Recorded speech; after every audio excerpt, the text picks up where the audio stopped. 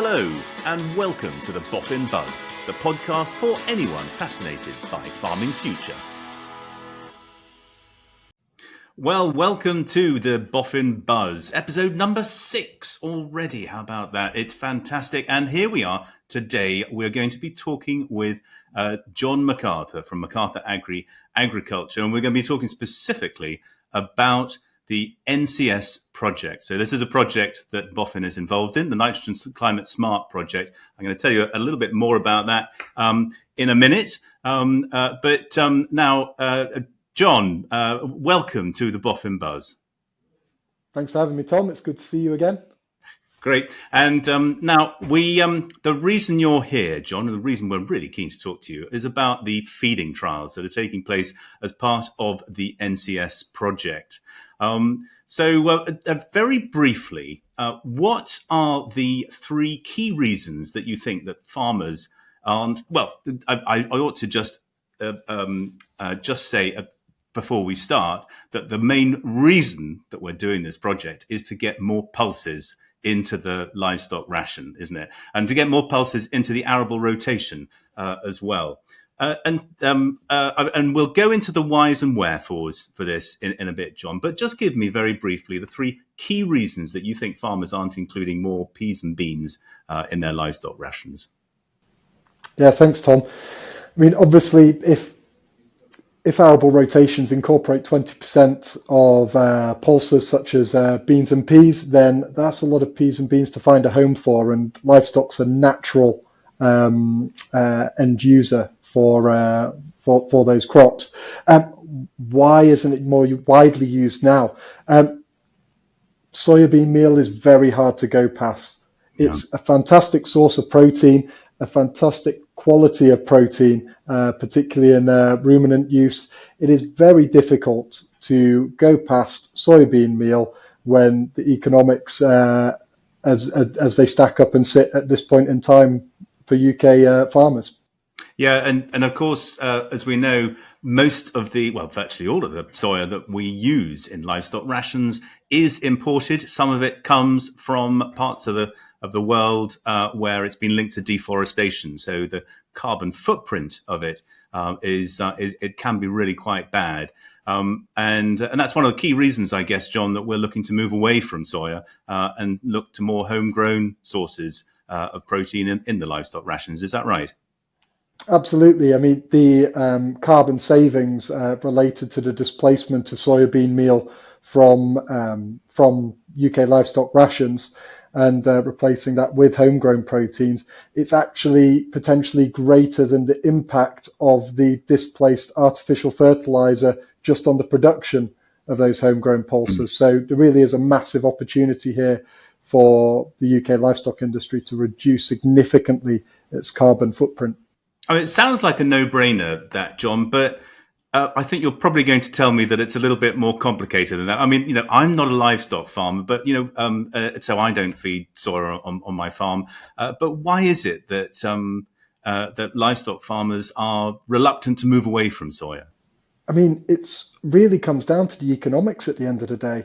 There's no farm business that's not under economic pressure, particularly at the moment when you think about the different sectors.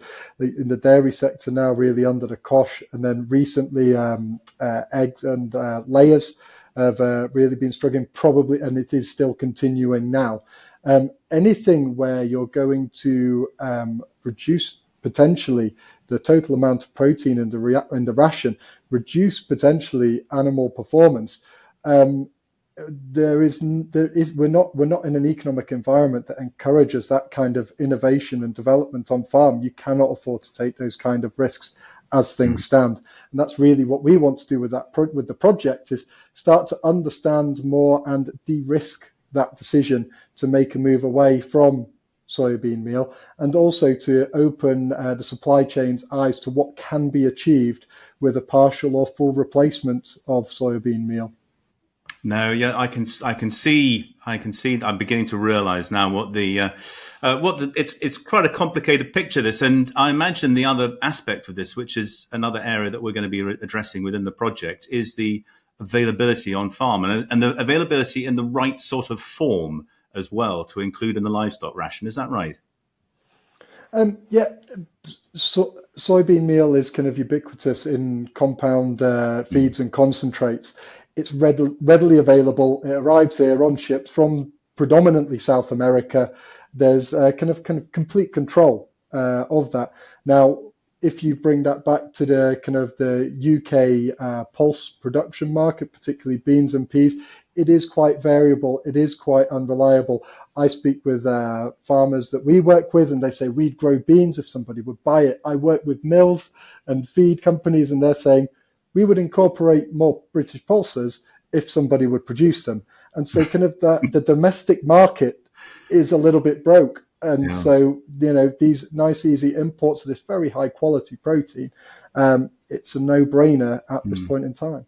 Bit of a chicken and egg situation. We'll look in more detail at the project in a minute, John. But first of all, just give me a bit of an introduction to MacArthur Agri for those people who don't know you. Where did you start from, and how did you get specifically into this area? Well, let's start with where you came from. Well, I'll just tell you quickly what we do. We specialize, MacArthur Agriculture specializes in the design, the installation, and the maintenance of grain drying, storage, and processing systems. And we're working for both farm businesses and commercial operators across the UK and Ireland. So that's what we do. But where we started, we started on as a farm diversification. And so when Well, I came back to the was that your business, father or? yeah, that's right. That's right. So when we were kind of like in our teenage years, we were the press gang labour, assembling grain dryers and supporting our dad with both the farm and the kind of like fledgling machinery business. And really, it went from there. And in 2010, both myself and my brother came back to the company because Dad had established a bit of a foothold and he's established a bit of a presence with the mobile grain dryer market. And really, we were able to come back and get working with him, and we kind of grew from there. Back then, when we came back, we were in the converted cattle shed with our dad and a couple of self-employed technicians. And today, with over 60 staff and 3 depots across the UK. So we've come a real long way in quite a short time. But throughout that has been this focus of adding value for our customers. So, and quite commonly, those customers have been farm businesses. And that's what we see this roasting project and this wider NCS project is a little bit of an opportunity for us to actually enable farm businesses to add value on the farm and make their businesses more profitable and more resilient for the future. So, is it grain drying equipment? Is that, would that be your core business, or where you've come from? Absolutely. So whether it's mobile dryers, continuous flow drying equipment, or grain drying silos, that's kind of the bread and butter. And in terms of adding value, though, the added value is reasonably limited for a farming business. So what we're looking at is more and more post-harvest technologies, which can be applied to combinable crops, which add greater value to the commodities that farms are producing, because we feel really that for farm businesses to survive in the long run and thrive in the long run, that we can't just put a commodity at the farm gates and hope that that's enough. We're going to have to take that further.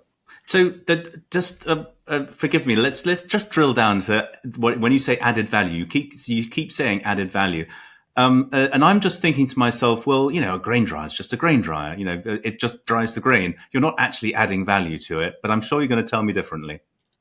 Well, I mean, anybody who's had any grain drying charges off the back of harvest will know that the cost of actually doing that themselves is significantly below the price that will be charged for it to be done by a third party. And also that ability to just simply store grain for a period of time and market it yourself, as opposed to having that taken out of your hands.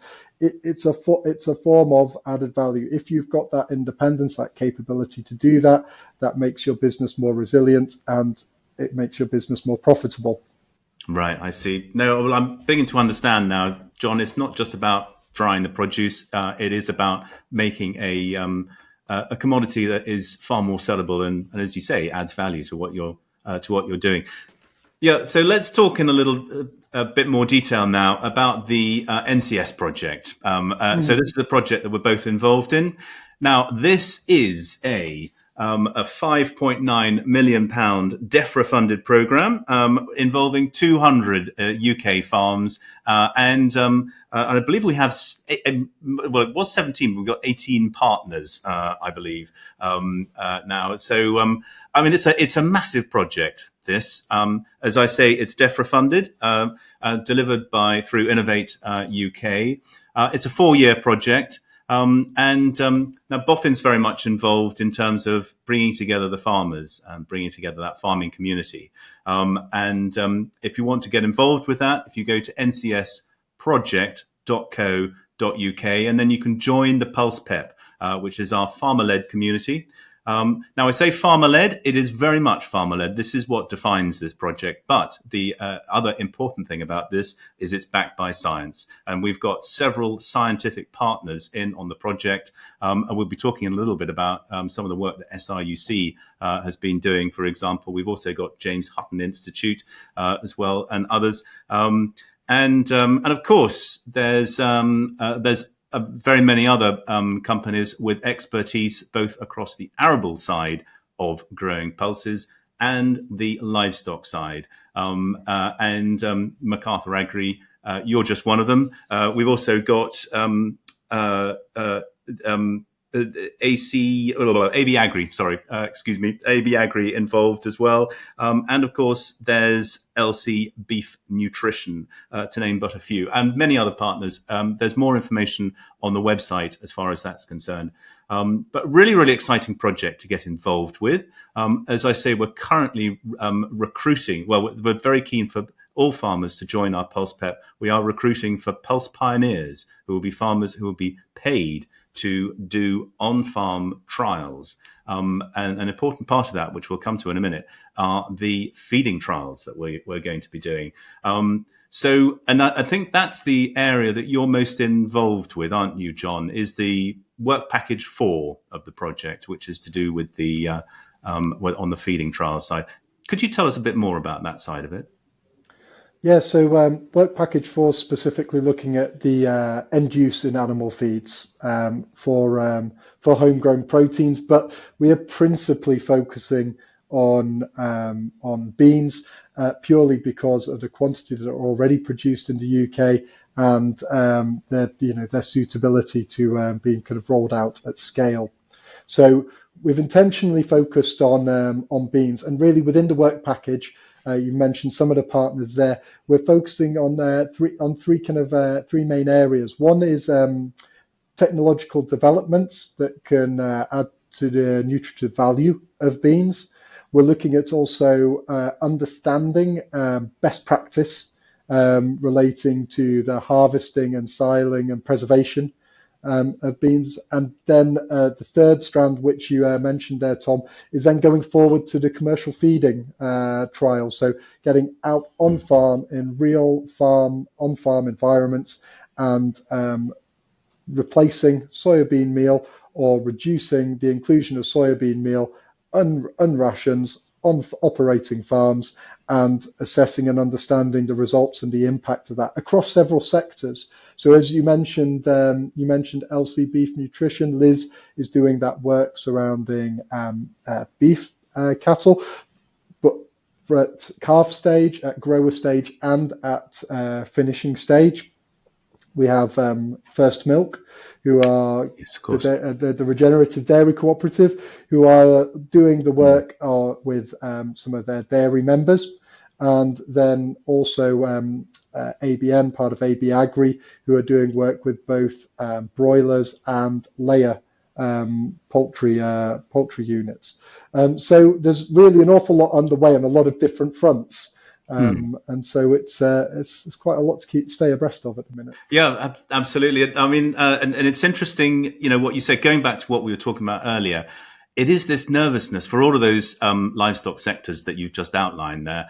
This nervousness about what will happen if they move away from soya, and I guess that's what we're looking at here is to do the science basically, and gain a better understanding of the alternative sources of protein on farm.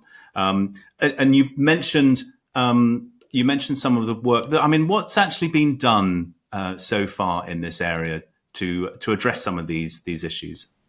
Mm-hmm.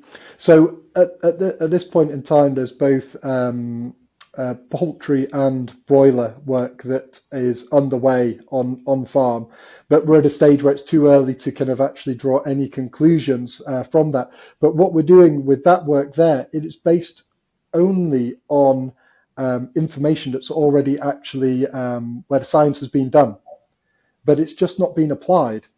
And so it's really interesting to see the first round of feeding trials in poultry is absolutely has just been invested in doing what we already know ought to be feasible. And then what we want to do is, as we build knowledge throughout the term of the project, then we can actually be a little bit more adventurous and go a little bit further with those trials. So right now we're just trying to verify, reproduce what we believe to be possible. As part of that as well, SRUC have been undertaking a very extensive literature review relating to the feeding of beans in place of soybean meal across a whole range of livestock sectors, and then also looking at technological processes such as heat treatment and roasting and dehulling, and what kind of nutritive benefits that can incur on the beans. And again, Right. that's laying that foundation for then the experimental work that'll follow. I see. Well, so to a certain extent, the science has been done, but it just hasn't been applied on farm. Is that correct, John? Yes, to an extent, exactly that. And that's where it comes back to this risk is for you as the business owner to decide to take that risk with your cows or your flocks. It's a very difficult thing to actually kind of let go of the vine and fly through the air and hope you land nicely. And, and we see that as well, because if you think back, SRUC, one of the partners, and Jos Houdijk did an awful lot of work and led the Green Pig project, which did conclude that the finishing stage on pigs, soybean meal could be almost completely removed from a ration with no detriment to animal performance. And despite this, though, it's still widespread practice to include quite high proportions of soybean meal in finishing rations. But there's an awful lot of science and work already being done, but it's just not been adopted and it's not in practice. And that's where really I think this project and the NCS project is quite different. We're trying to engage as we go. Let me just pick you up on that, John. So what you're saying, I've heard about the Green Pig project, and I'd heard similar stories for what you're saying, that it did come out with this conclusion that, the pig sector could move away largely from soya if they wanted to, and the science has been done, but they're just not doing it. And is that simply that they're not confident in the science, or it hasn't been applied enough on farm? What's stopping the pig sector move away, do you think? You know what? It's very hard for me to speak for the pig sector and kind of give you an answer for that. And I'm sure it's far more complicated than my kind of basic understanding of that. But the facts still remain. And when I've chatted with farmers and business owners about that, it does kind of come back to this confidence. There is that fear of loss of performance, and you don't get a rerun. And so if growth is slower, or you're not making optimal weights, and you do definitely get penalised, and there aren't any second chances. And I think this is a real opportunity for this project, because what we need to understand is not only, okay, what can be done with homegrown proteins and to what extent it might partially or fully replace in what situations soybean meal, but it's also for the supply chain to understand that if producers take a step back from using soybean meal, what do they need in terms of the supply chain stepping forward to bridge that gap and de-risking that decision that can potentially deliver huge carbon savings, not to mention the other environmental benefits from replacing something as destructive as soybean meal. What do you mean by that, John, when you say that the supply chain must step forward and help producers. What specifically are you talking about there? I think it's important to understand that in all likelihood there's going to be an element of cost to a transition and to a change. Yeah. And for absolutely, that's gonna be there, and that's gonna be felt by the producers. But this is where I think the supply chain needs to support those producers to make that step. And in many cases, it is happening. But is it happening quickly enough? Are they giving enough certainty? Is the scale of it actually going to deliver what we would like to see as the consumer? Well, so something in place that would, cushion the effect of a productivity loss or drop off from doing it, because in all likelihood, I guess a transition from one source of feed to another is going to incur a drop off in productivity. But then, as the stock get used to the new ration, as you get used to feeding it, and a new system comes in, hopefully it will come back up. But something to encourage farmers to take that step, whether it's a premium, whether it's support, or whatever, is that the sort of elements that we're looking for here, do you think, John? Absolutely. I think that's what it's going to need if we want to actually see a change in and a replacement or the partial substitution of soybean meal in across livestock sectors. Its use completely underpins the economics, and if we want to see change, then we're going to need to support the producers with that. And this project's got an opportunity to actually, nobody's asking for blank checks. People need to understand what that investment looks like. And this project's a bit of an opportunity here to really actually start to raise awareness of what does that support? What is that requirement? What does it look like?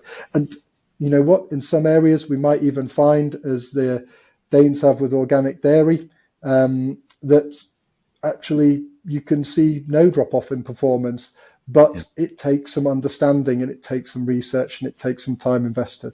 Absolutely, and it takes confidence as well, and that's the thing that you're asking a lot of a farmer who cares deeply for their livestock in their care. The last thing they want to see is for performance or, God forbid, health to drop off from a change that they've made. Mm-hmm. So this is about confidence, and there's a lot weighing on it. But I want to move on now, John, because I know that you're involved in some quite exciting technologies that you're developing within MacArthur, and it would be great to talk about some of those, and especially some because I know now this will be going out. I think just after some trials that you've got planned that are just about to get underway, and I know that you've been getting some preparations in store for these, and I've seen one or two tweets that you've been sending out, or X's, or whatever we should be talking about these days. About this. So can you give us an insight into some of the technology that you're bringing on, and what these trials are that you're just about to undertake? Yeah, no problem at all. So what we're doing at the moment is we're preparing samples. We're preparing the bean samples that we're going to be processing. What we're doing is we've got a couple of processes that we're going to look at. One is the application of heat and a thermal treatment, a kind of a roasting effect of the beans. Right. We'll be doing that in two different types of machine. One of which is fueled by oil, and so it's fossil based, and the second, which is an electric based process. Now, the oil-based process has been used in Denmark, and it has actually got a little bit of track record and actually quite a lot of anecdotal support, particularly in the dairy industry, for the processing of beans for protein protection in the rumen. And that's enabled the replacement or the partial, and in some cases the full replacement of soybean meal in rations. And now the oil roaster essentially is a very small conveyor belt with a big furnace attached to it. And what you're doing is you are exposing the beans to air temperatures in excess of 250 degrees centigrade, right, for between 30 seconds to a couple of minutes. Okay, and then they're dropping out the end. They're then milled and cooled, and that's what is incorporated into the ration. Um, Can I just ask you mm. the why roast them? Is there some science to suggest that it's a good idea, or is it just a question of cows prefer it when it's cooked or something? I don't know. Hey, well, one of the they do prefer it when it's cooked, as would you. One of the first things you notice when you roast the beans is they come out, they smell sweet, and actually when you chew them and bite them, the bitterness of the bean is completely gone. And so Right, you do actually have this very nice smell, this very nice taste, but that's only part of what's happening with the roasting process. With the roasting process, you're getting a gelatinization of the bean as well, and what you're doing is you're breaking up the internal structure, so everything is the level of digestibility is higher right, for the animal. Now, specifically for ruminants, what you also get is you get a degree of protein protection in the rumen, which means it means it's delivered directly and absorbed in the small intestine, which should contribute directly to milk yield. And this is the work that has been done in Denmark, and where there's been a small amount of science that's been completed that found encouraging results, and off the back of that, there's been kind of like small pockets of organic farms in Denmark that have been using this roasting process right. for one, the preservation. Coming back to our discussion earlier about grain drying and storage, one is the preservation of the beans that are harvested quite wet, which they like because they're then able to get in to the beans at 20 to 25%, and taking away some of those harvest worries that some farms have about bean Okay, production. yeah, And then you're roasting, so it's one, preserved, but two, you've got a highly a good increase in the digestibility, but you've also got this element of protein protection. Beans, while they have a reasonable protein quantity at around about 29-30%, the quality is quite low. And what this is doing is actually, it's not changing the absolute amount of protein available, but it is improving the quality of some of that protein. And so that's one of the things with the ruminant work, which we're really going to kind of try and home in on. right. That's really interesting. But just tell me, let's say that the trials are successful and so on. How does it actually pan out on farm? So I was just thinking to myself as you were describing that. I mean, one of the challenges that PM bean growers have is getting the crop at the right quality off the field, the Mm-hmm. right moisture content, especially. So I'm thinking there that is that the idea that you would be able to harvest them a little bit wet and then put them through this roaster rather than having to dry them? You would put them through the roaster, or is this an additional thing that you would be applying on farm? How in practice would this work? Do you think? Yeah, and so that's one of the things we're trying to understand a little bit as well. Yes, you can harvest a bean crop between 20 and 25%, and reduce the moisture down to between 12 and 14% moisture content, and then that can be stored for up to and over 12 months in some cases, Mm. and then be called off and milled and incorporated into the TMR as required through the remainder of the year. So there's a school of thought that's like, right, okay, this replaces the dryer, this goes early, it gets done, and then it's there on stock ready to use during the rest of the year. And that works well with the oil-fired system, which is quite high output, but also it's quite high energy. And this brings us to the electric Right. system, which is much lower energy requirements, but the actual capacity of the equipment is lower as well. So you're working here rather than anywhere from 500 kilos an hour up to 10 tons an hour. You're looking at the largest machine at being at 200 kilos an hour. Right. So what you're looking at with the electric system is little and often. But this little and often, you're going to need to have dry beans in the store, Right. or be bringing dry beans in to be able to then roast these kind of on a daily or weekly basis for I inclusion see. then into the feed. So that might be more suited to a relatively smaller producer who would be doing a certain amount of rations throughout the year, whereas perhaps the larger system would be for the larger farmer. Is that the way it would work? Do you think? It would depend. It would depend on herd. It would depend on herd size and kind of consumption within the unit. The electric system is designed so it can run constantly throughout the year, and as can the oil system. But so it can be a very automated process, which is Right. working away in the background. But the beauty of it is with that low energy consumption, and because it's the process electrified, if there's renewables available Of actually course. on the site, Yes. you don't have any of this fossil fuel usage for the preservation or adding added value. And so potentially, if we get a similar kind of improvement in nutritive value that we've seen with the oil roaster, with the electric roaster, which is yet to be proven and established, we can really see a very, very kind of low carbon Mm. alternative there, and so that might fit very nicely in within a farm of any scale. Yeah, and I would imagine also. So the oil one, could it run off your own bio ethanol, for example, or biodiesel?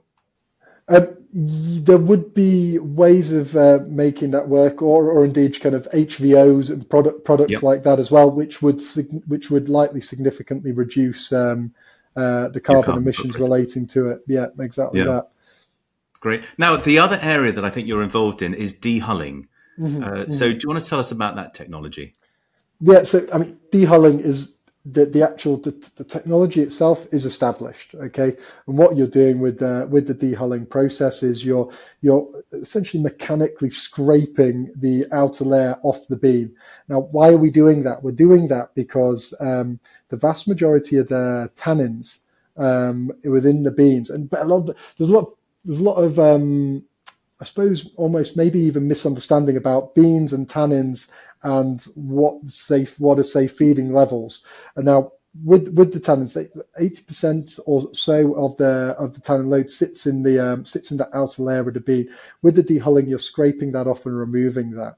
The majority of that hull, that outside, is also fiber. So you're wanting to remove this ideally. So when you're thinking about monogastric rations now, and you're thinking about chickens and pigs, what you're thinking is you want to remove those anti-nutritional factors, and you also want to remove that fiber, so you're getting a more concentrated protein product. And so the dehulling is a simpler process. There's fewer variables involved. You're basically just getting that outer jacket off the bean. Right, I see. And so you then end up with a product that's a dehulled product that's higher in protein per kilogram. Is that right? Or available protein? Absolutely, yes. Yeah. It's slightly higher in protein per kilo, and then the last step of the project is going to be, as well as investigating the effects of different temperatures on the roasting and different periods of time in the roasters, we're also going to investigate the benefits of roasting an undehulled bean Ah, against a dehulled bean. right. Okay, and so that's where, and we're thinking this dehulled roasted bean is probably going to be the real kind of prize for the monogastrics, and this is what a lot of the SRUC's focus is going to be on. And there's quite an in-depth range of experiments and trial work that's planned off the back of this processing work, which we're doing at the end of November. Right. And so then the dehulling bit. I Mhm. mean, so when you've dehulled your beans, what do you do with the hulls? Do you have to throw it away, or can you use it? Um, they can be they certainly have a use. It is a co-product. First of all, it's to separate the kernels from the hulls. But actually, what we've got one acquaintance in common actually, who is looking at then using the hulls and incorporating that into compost, and then Right. returning that back onto the land. But there's also is a very high percentage of fibre in there. So I've also seen that used as in feed products, Right. or indeed as a biomass potentially for burning. But there's a range of uses there. It's not thrown away. Right, I see. And the intention, all of the technologies that we've talked about here, we're talking about bits of kit that you can buy onto farm to add value to what you're doing. That's essentially the core thing here. So, because I would imagine that if you're a livestock producer and you want to get homegrown pulses into the ration at the moment, one of the main ways of doing that is to get it through the local feed mill, which is quite expensive. I would say. So this is about getting the technologies onto farm to process it yourself. Is that right, John? Yeah, and it's the technology is not about taking anything away from anyone, but what it is, it's that opportunity for those farm businesses to not only grow pulses, but then to incorporate them into the livestock feed. And I think there's an awful lot of value to be unlocked by doing that effectively. The roasting process and the dehulling process, while there's a certain degree of complexity to it, it's still quite straightforward when you look in the grand scheme of modern grain drying and storage systems. And Right. so it really is doable, but it might be that it's actually a process that's done with an element of kind of cooperation, or at Right. kind of like small local hubs. Oh, So I see. where you kind of maybe have a model where the actual investments may be made by one business, but actually there's the demand is created locally around it. And Yeah. the exciting thing is about this is that what you would actually be able to do, not only is there this possibility to reduce the quantity of imported protein in livestock rations in the UK, but also actually to really kind of bring that protein production back to either within the farm or within the locality. And all the good things that come with that, with the reduced feed miles that's as a result, but also the improvement in the robustness of the supply chain as well, when there are more smaller decentralized centres that are producing something that can be used in the feed.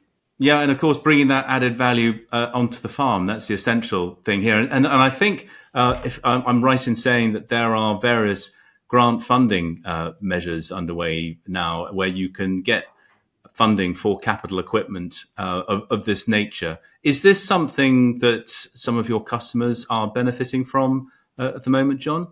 Yeah, absolutely. Some of the first systems that we've installed have grant funding behind them, and we Oh, talked a little brilliant. bit earlier about how the supply chain can help de-risk this movement and this transition away from imported soya and towards homegrown proteins. But also, is there a role here to play for the policymakers in Yeah. terms of subsidising and supporting this step as well? Now, that shouldn't come in place of support from the supply chain, but actually, ideally, it wants to be kind of there wants to be some kind of a degree of coordination around this. And it's great having such a vast DEFRA-funded project as a platform to actually have some of these discussions.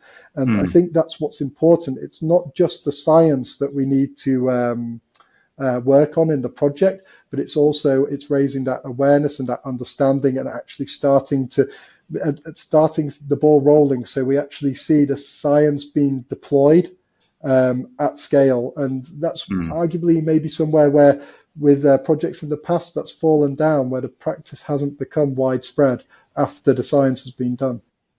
No, absolutely. I mean, that's a really important part of the project that you've highlighted here. It's this bridge between farmers and the science at the core of a project that we're looking to explore with the NCS project, and particularly with Pulse PEP. And I hope, John, you've had an opportunity now to go onto the Pulse PEP. So this is on the Farming Forum. It's a special area of the Farming Forum, the Pulse PEP area, where the discussion is ongoing, and it was launched at CropTech. Which now this recording is taking place before CropTech, but CropTech on the 29th of November. The Pulse PEP is or was launched at CropTech, and that incorporates this new discussion area on the Farming Forum, and also the area developed by ADAS as part of FarmPep, which is the Knowledge Hub, which is where all of the very worthy scientific and knowledgeable stuff that's coming out from the project, and a lot of the background learning, some of the stuff that John's been talking about, will be coming within to the PulsePep area. We're going to make it more accessible, and that will be developed over the course of the project. And of course, it's going to tie very closely in with the discussion around this. And this is all about bringing that knowledge from the scientists onto the farm, into the hands of farmers, into the technologies, the sorts of technologies that John's been talking about here. And of course, the other aspect of this is the social side of it as well. And one of the things that you touched on there, John, was this idea of bringing it back onto the farm, bringing it into farming communities. And there's a social benefit to that, bringing farmers together to cooperate, to have these local hubs, for example, where we're processing beans, bringing more proteins, homegrown proteins into the livestock ration. That's something that I can see, it would be madness for politicians and policy stakeholders not to support this project. Having said that, we're very grateful to DEFRA for the funding for this project. I just wanted to, that's been a really good insight into a lot of the technologies that you're developing, John, a lot of what we're looking to develop through this project. I just wanted to sort of end on, where you think this is all going, and what your vision is, what your ambition is, not just for this project, but also for some of where the work that you're doing within this is going, and your ambition for farmers. So what are we trying to achieve here? I mean, at the end of the day, the overriding aim for us as a business, and the thing that it is part of our vision, and why we do what we do, is we are a farm diversification at the end. That's how we started.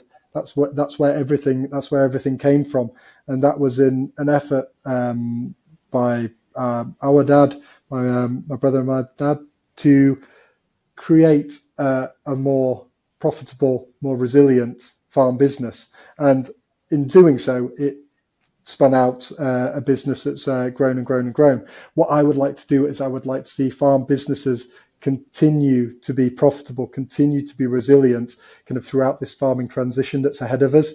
And what we want to do is we want to provide the equipment and the know-how and really the opportunity to enable that to happen. Fantastic. No, absolutely. Well, I mean, what a worthy aim. And I think it's quite achievable as well. Just to highlight the aims of this project as a whole is to reduce emissions from agriculture by 1.5 million tons per year, which is staggering, which is actually more than, it's about 54% of what we can actually achieve in agriculture.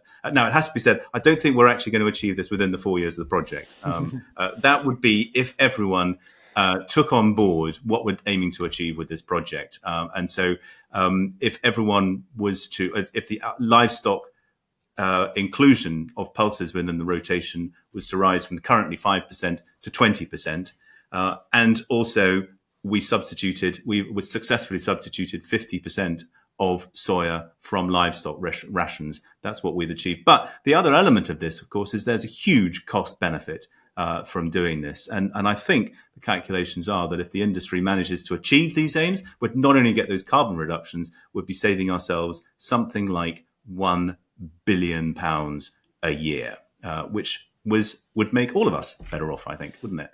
So listen, John, thank you so much for joining us today. That's been a really, really fascinating journey through some of the work that you're doing and some of the work that we're looking at within this project. So I hope that you'll be coming back in future. This is a 4-year project. We're only at the start of it. We've only just started our journey. There will be a lot more to come out of this, I feel. So thank you very much for joining us, John. Any final words before you disappear? No, it's been absolutely fantastic to meet with you today, Tom, and I look forward to coming back shortly and telling you a little bit about how we got on at the trial work at the end of the month. Yeah, and we look forward to look out for videos on this, and we'll be putting out lots of information about this. Well, I suppose it depends on what we find out. By the time this goes out, we'll know.